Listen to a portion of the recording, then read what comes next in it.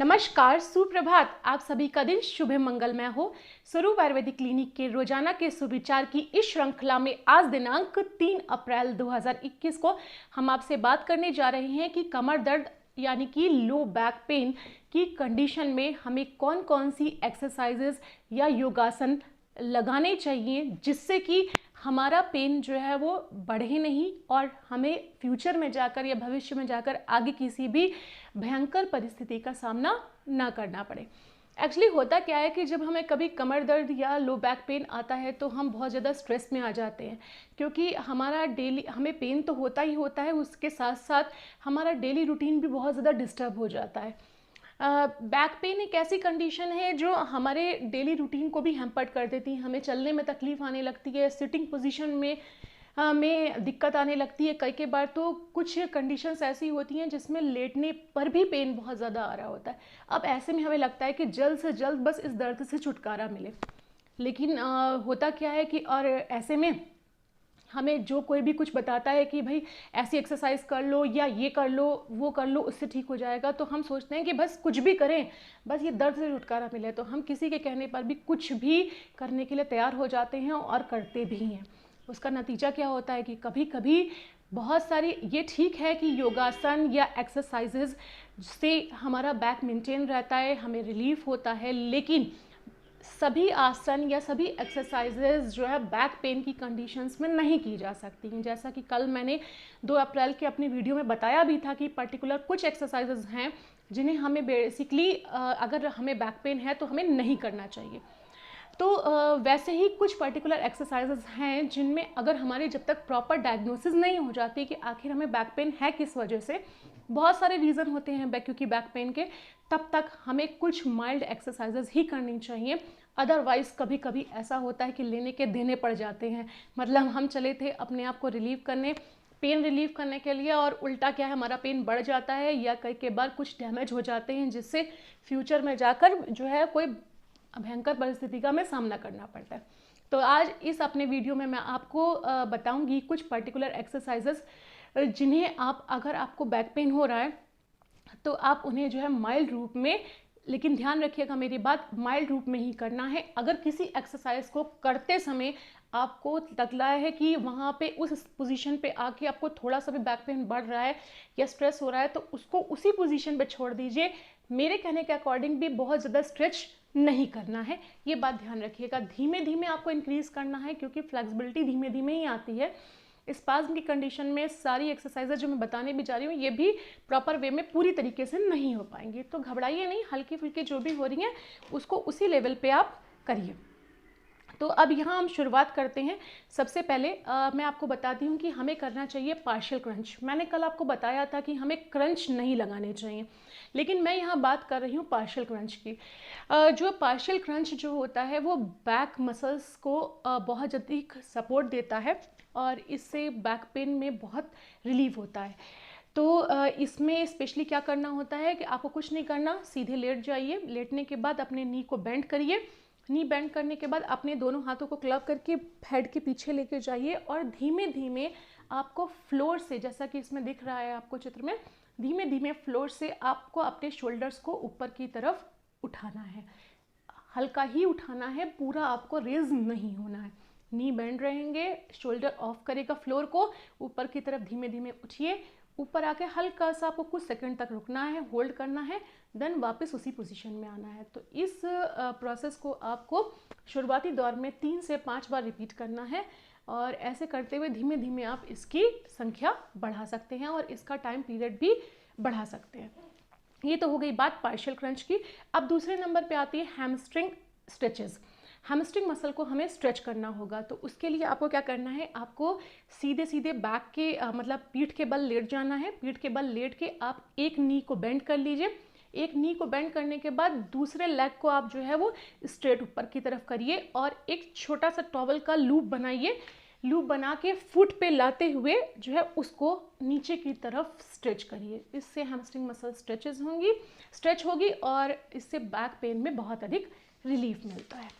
तो जब आप इसको स्ट्रेच करेंगे टॉवल से तो वहाँ पे कुछ सेकंड तक आपको रोकना है और फिर आपको वापस इसको नीचे ले आना है। देन आपको आप ध्यान रखिए कि एक ही साथ बार बार एक ही लेग पे आपको जोर नहीं डालना है। आपने एक बार अगर राइट का किया तो अब आप लेफ्ट का करेंगे, फिर से वापस राइट का करेंगे, मतलब अपोजिट एक छोड़कर एक करना है आपको, ये बात ध्यान रखिएगा। तीसरी एक्सरसाइज है आपका कहलाता है ये प्रेस अप बैक एक्सटेंशन, जिसे कि हम अर्धभुजंगासन भी कहते हैं। आपको इसमें क्या करना है, अर्धभुजंगासन में पेट के बल लेट जाना है। पेट के बल लेटने के बाद में आपको जो है वो अपने चेस्ट पार्ट, वो अपने जो आपके रिस्ट हैं, ये हथेलियां हैं, हथेलियों को आपको शोल्डर के नीचे रखना है। धीमे से अपने चेस्ट पार्ट को ऊपर की तरफ करना है, शोल्डर्स को ऊपर उठाना है। फिर आपको अपने इस पे हथेली पे और एल्बो पे जोर डालते हुए चेस्ट पार्ट को ऊपर की तरफ रेस कर लेना है। ऊपर ला के आपको थोड़ा सा रोकना है, होल्ड करना है वही 30 सेकंड्स तक, उसके बाद वापस नीचे आ जाना है। इस प्रोसेस को भी 3 से 5 बार शुरुआती दौर में करिए, जितना आप आराम से कर पाएँ और आपके बैक पे बहुत ज़्यादा जोर नहीं आए। ध्यान रखिएगा कि भुजंगासन और अर्धभुजंगासन में डिफरेंस इतना ही है कि अर्धभुजंगासन में जब हम जोर डालते हैं तो हमारी हथेली और एल्बो दोनों फ्लोर पे लगे रहते हैं, जबकि भुजंगासन में हमारा जो है पूरा जोर जो पड़ता है वो हमारी हथेलियों पे पड़ता है। इसके बाद 4th नंबर पे आती है हमारा भुजंगासन। बिल्कुल सेम है ये अर्धभुजंगासन की तरह ही। आपको पेट के बल लेटना है, अपनी हथेलियों को शोल्डर के नीचे रखना है। अब की बार आपको जो करना है वो ये कि आपको धीमे धीमे जो है ये इस पे जोर डालते हो ऊपर की तरफ उठना है, लेकिन एल्बो अब आपकी फ्लोर पे नहीं लगेगी। लेकिन एक बात ध्यान रखिएगा, कल के अपने वीडियो में मैंने आपसे कहा था कि आपको भुजंगासन नहीं लगाना है। अगर आपको बैक पे स्पाज्म ज़्यादा है तो आप भुजंगासन नहीं लगाइए, लेकिन अगर आपके बैक पेन में आपको रिलीव है या बैक में स्पाज्म नहीं है तो ही उस कंडीशन में आप केवल भुजंगासन लगाइएगा। और भुजंगासन लगाते समय भी ध्यान रखिएगा कि किसी की मदद से अपने लंबर रीजन पे, खास तौर पे L4, L5 और L5S1 की जो कंडीशन होती है वहाँ पे हथेली से प्रेस करवा लीजिए। उसके बाद ही आप जो है भुजंगासन लगाइए, पर उतना ही लगाइएगा जितना आप आराम से लगा सकें और आपके बैक पे स्ट्रेस ना पड़े। ये तो हम हो गई हमारी 4th एक्सरसाइज। अब हम आते हैं 5th एक्सरसाइज है हमारी bird dog position, bird dog pose. Bird dog pose में ये क्या करना है कि आपको जो है अपने हाथों और पाँव के बल पे जमीन पे आना है। इसमें क्या करेंगे, आपकी हथेलियां जमीन को छुएंगी और आपके घुटने यानी नी और आपके जो एंकल होंगे वो एक ही पोजीशन में होंगे, और ये आपका नी और आपका जो हिप्स है ये एक ही स्ट्रेट लाइन में होंगे।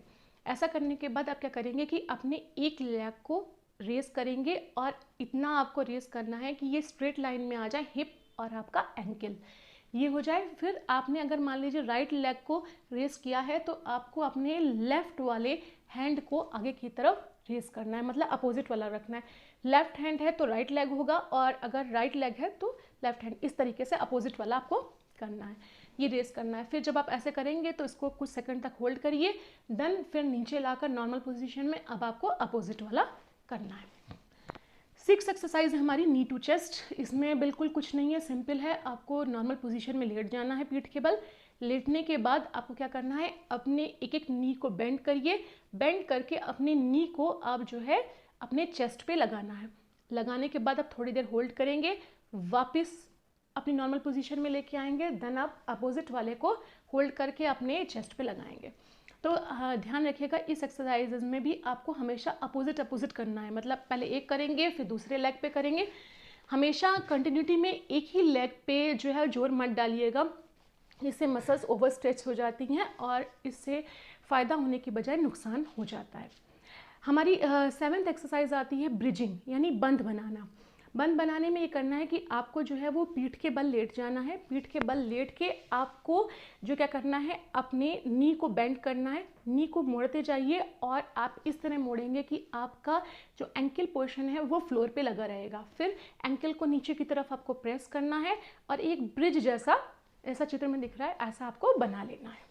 इस तरीके से पोजीशन में आपको होल्ड करना है थोड़ी देर, फिर वापस नीचे आ जाना है। तो ये हो गई हमारी ब्रिजिंग।